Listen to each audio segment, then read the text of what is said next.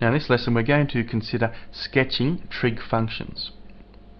In question 1 part A, draw the graphs of y equals 4 cos x and y equals 2 minus x on the same set of axes.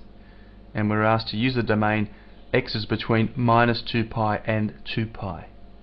And part B, explain why all the solutions of the equation 4 cos x equals 2 minus x must lie between x equals negative 2 and x equals 6. Well, let's look firstly, solving part A. We're drawing the graph of y equals 4 cos x. So if we draw up a table of values, now we'll use degrees. It's easy to work with in degrees on your calculator, but on our diagram we'll mark in radians, because if we look at the domain, it does mention 2 pi and negative 2 pi. So we need to, on our diagram, use radians, but as I said, on the calculator, let's just stick with degrees. We put in 0 degrees, we come up with y equals 4. When x is 90 degrees, you'll find that y is 0. When x is 180 degrees, y is negative 4. We continue on, we get 0. And finally, when x is 360 degrees, you'll find that y is 4. So if we draw our number plane, making sure that we go from minus 2 pi on the left all the way across to 2 pi, firstly, 0 and 4 is that point there. 90 degrees, now of course 90 degrees is pi on 2. So we really have pi on 2, and then y is 0, so that would be the point there. 180 degrees, well of course pi is 180 degrees, so we're really on our number plane, we're saying pi is our x coordinate, y is negative 4. 270 degrees is 1.5 pi, or 3 pi on 2. And finally 360 degrees is 2 pi, so when x is 2 pi, y is 4. So you can see there what we have. Now of course we need to draw from minus 2 pi across to 2 pi, so you would find that the pattern would continue there on the left. Alright, then we draw a nice smooth curve as best you can, and there we have it.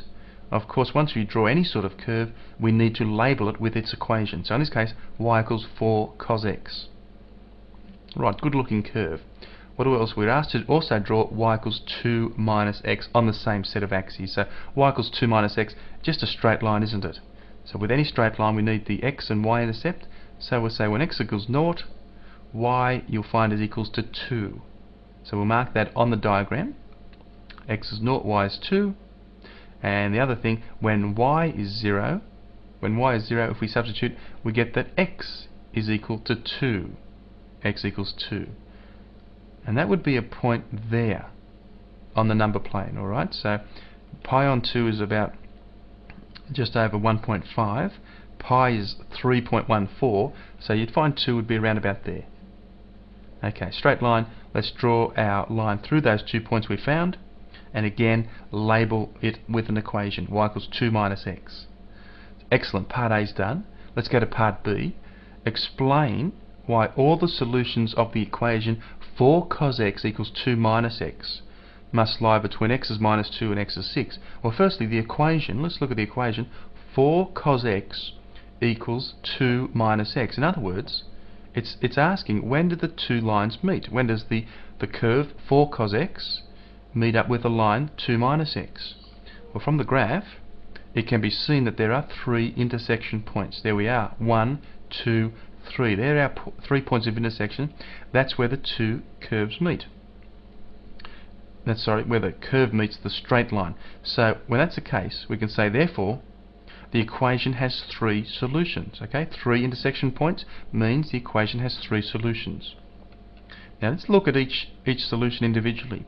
That first solution there, that x value there, then that second one, and then finally that third one. You can see all those values of x lie somewhere between minus pi on 2 and 3 pi on 2.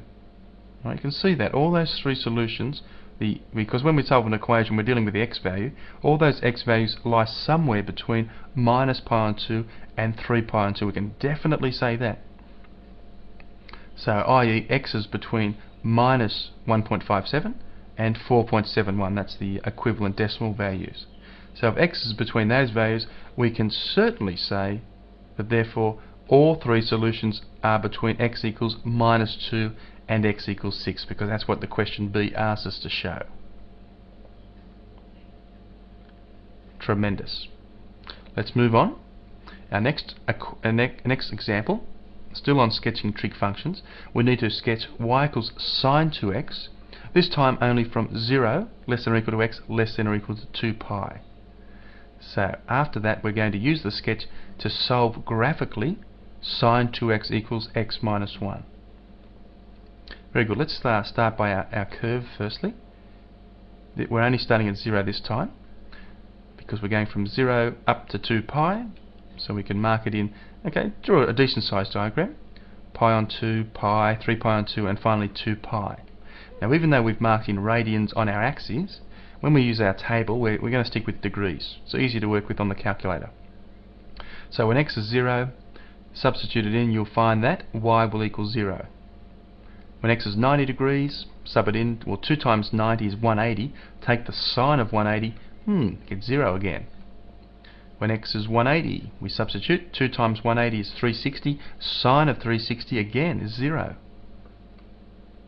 When x is 270, sub it in. 2 lots of 270. Take the sine, we end up getting 0 again.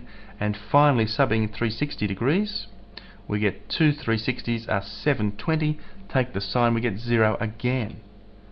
So if we were to plot each point, 0, 0, 90 degrees, 0, well 90 degrees of course is pi on 2, so pi on 2 and then 0, 180 degrees is pi, pi 0 would be there, 270 degrees 0 would be there, and finally 360 degrees, which is 2 pi, with the y coordinate 0 would be there.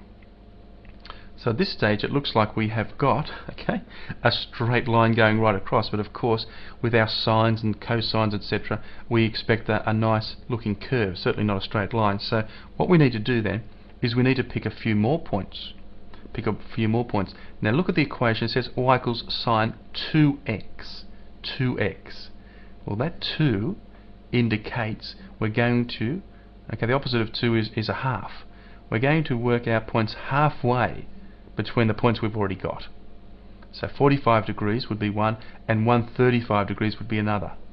And the pi, the radian equivalent would be pi on 4 and 3 pi on 4. So let's go to 45 degrees. We substitute. Well, 2 times 45 degrees is 90. We take the sine of 90 and we get 1. When we substitute 135, 2 times 135 is 270. The sine of 270 is negative 1. So now we can plot a couple more points. Okay, we've got our y value is 1 up there, so that would be a point. And when x was 135 degrees, in other words 3/4 pi, y was negative 1. So we're down there at minus 1. There would be our point. So sketching the curve now, it looks like that. And guess what? It's just going to repeat itself in the next section as well. So we're just repeating our values there, and away we go. So there it is. Y equals the sine of 2x. So we've done the sketch. Then we're up to the next part of the question. We need to solve graphically sine 2x equals to x minus 1. So we've got an equation there. Well, you can see, of course, sine 2x, we've already drawn that curve. We've already drawn y equals sine 2x. So that suggests then that we need to draw this line, x minus 1. We need to draw the line y equals x minus 1. So we do that, it's going to be a straight line. So when x is 0, substitute that in, we get that y equals minus 1. So in other words, that point is 0, negative 1. The other point we're interested in is when y is 0. So if we substitute that into the equation, we eventually get that 0 equals x minus 1, and solving that, therefore x equals 1. So what have we got there? We've got x equals 1, y equals 0. That is the point 1, 0. So let's mark these on the diagram. Firstly, 0, negative 1. What about 1, 0 though? What about 1, 0? Well, where is 1 on the x-axis? We need to think about that. Well, we know that pi divided by 4, well, maybe we don't know, but if you did it on the calculator, you'll find that's about 0.785. Whereas pi on 2 is a little bit more than 1.5. So where would 1 be? Well, 1 would be somewhere about there. Okay, it's only a sketch. It's only a sketch. It's not super accurate, but we'll try to be as good as we can get. So there, that's where 1 would be. So we draw our straight line through it. And there are our 2 points. Y equals x minus 1. We make sure we label our line carefully. So let's go back to the question. We need to solve graphically the two separate equations, y equals sine 2x and y equals x minus 1. In other words, where do they meet? What's their point of intersection? So we can see from the graph there it is. Okay.